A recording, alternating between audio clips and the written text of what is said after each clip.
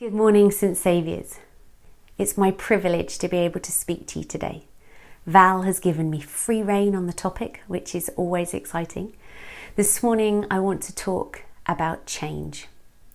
To those of you who know me well, this might not be such a surprise, as I've spent the majority of my professional career working in change communications for two central government departments.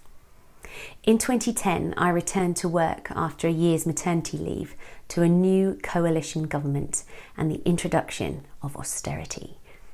The department I worked for had received a massive cut to its budget, and we were beginning a 39% reduction in staff.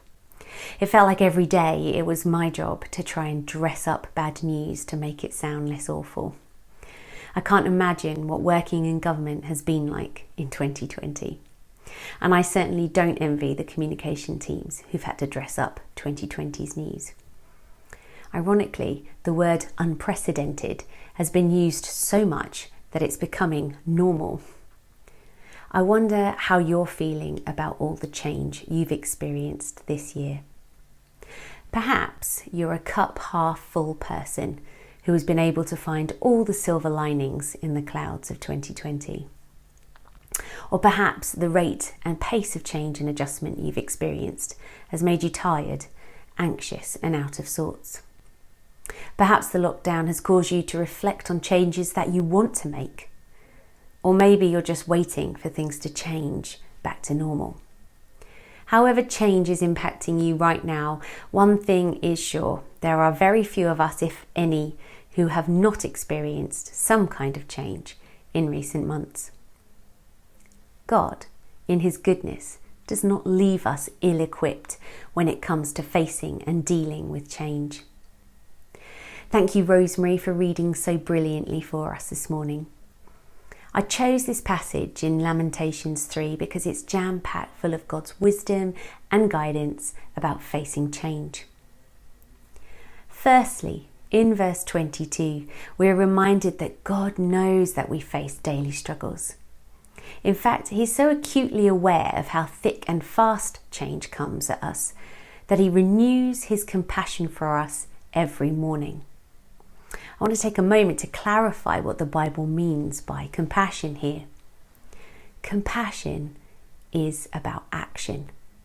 It's the desire to alleviate someone else's suffering. It's not just having empathy with them or sympathy for their situation. We see this in other parts of the Bible. In the Gospels, when it says, "And Jesus had compassion," it's usually followed by action. Jesus sets about healing the sick. Your God already knows each morning what you're going to face that day. And before you even wake up, he's making preparations to love and support you through whatever you're going to experience.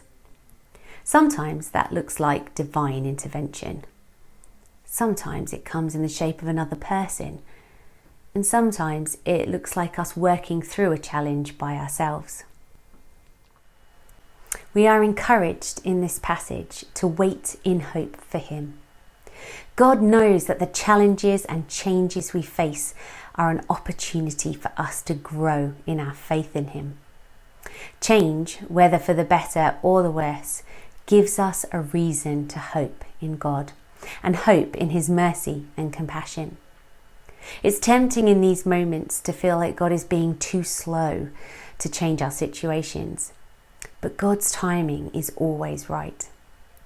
I expect if we were to all spend a few moments reflecting on our own lives and list those things that have most shaped our faith and deepened our trust in God, they would be in the challenges that you've overcome and the depths that God has brought you out of, rather than the fun and easy times in your life.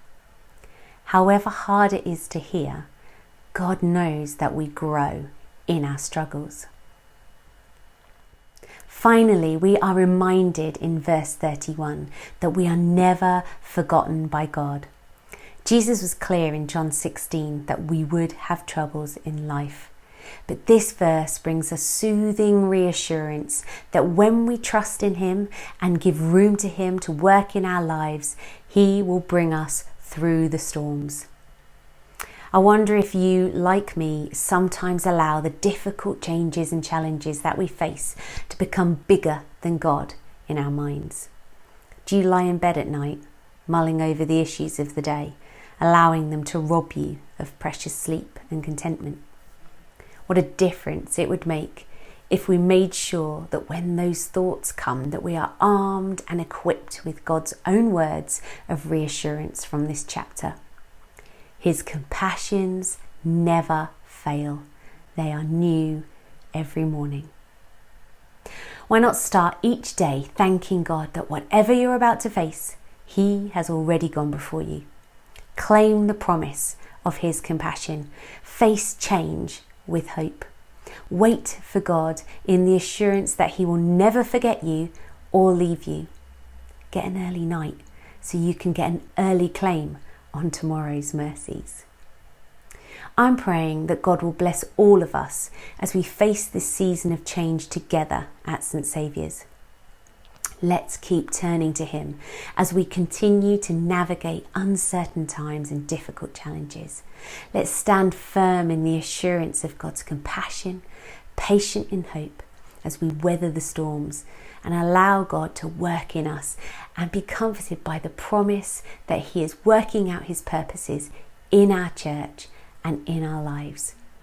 And let's have confidence knowing that we are never alone.